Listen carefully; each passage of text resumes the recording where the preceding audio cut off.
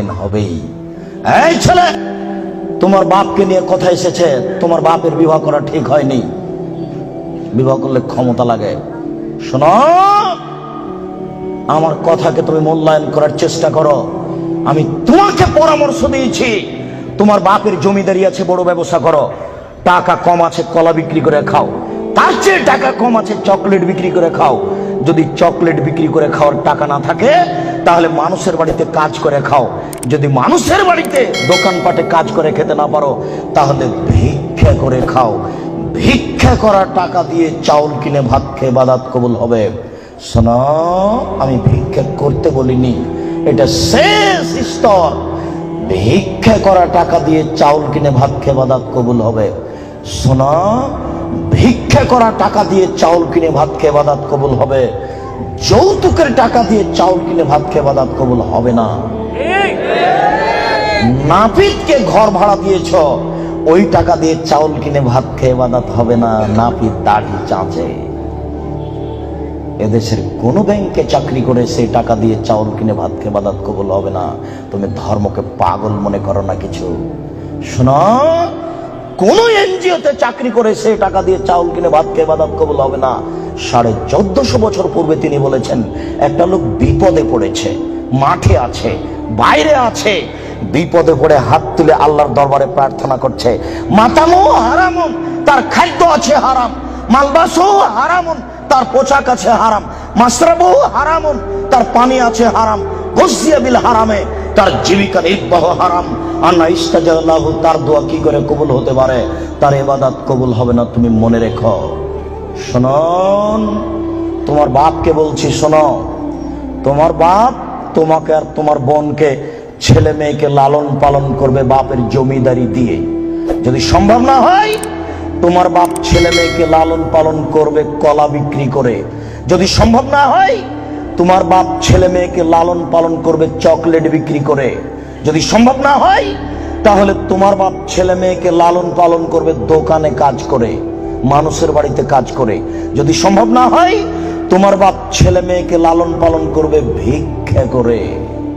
তোমার বোন গার্মেন্টসে আসলো কেন বলো তুমি? তোমার বাপ ধর্ম দেখাচ্ছে? আমি মনে হয় কথা বুঝাতে পারলাম না। তোমার বাপ তোমাকে আর তোমার বোনকে কিভাবে লালন পালন করবে শেষ পর্যন্ত? ভিক্ষা করে।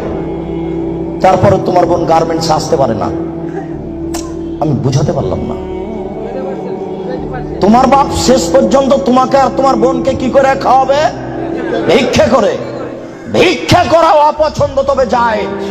আমি কখনো ভিক্ষা করতে বলিনি, তবে ভিক্ষা করা যায়, যেটা হলো উপার্জনের শেষ পথ। আমি মনে হয় পথ বুঝাতে পারলাম না। শোনো, তোমার বাপকে আল্লাহ রাসূল 5টা দিয়েছেন নীতি। 5টা ক্ষমতা থাকলে বিবাহ করো, তাছাড়া করো না। 5টা ক্ষমতা থাকলে বিবাহ করো, তাছাড়া করো না। 1, যে মানের খাচ্ছ সে মানের খাওয়াবা। 2, যে মানের পড়ছো সে মানের পড়াবা। 3, কখনো স্ত্রীকে কটু কথা বলবা না। স্ত্রী রান্না করে দেয়, ঘর বাড়ি ঠিকঠাক করে দেয়, স্ত্রীর সাথে মিলে শান্তি পাওয়া যায়, তার মুখের উপরে মারো কি করে কাপুরুষ? তাকে গালি দাও কি করে? ও তোমার সব, তোমার শান্তির মাধ্যম। তুমি তার সাথে মেজাজ কড়া করে কথা বলো কি করে? আল্লাহ রাসূল বলছেন, খায়রুকুম খায়রুকুম লিআহলি ওয়া আনা খায়রুল লিআহলি।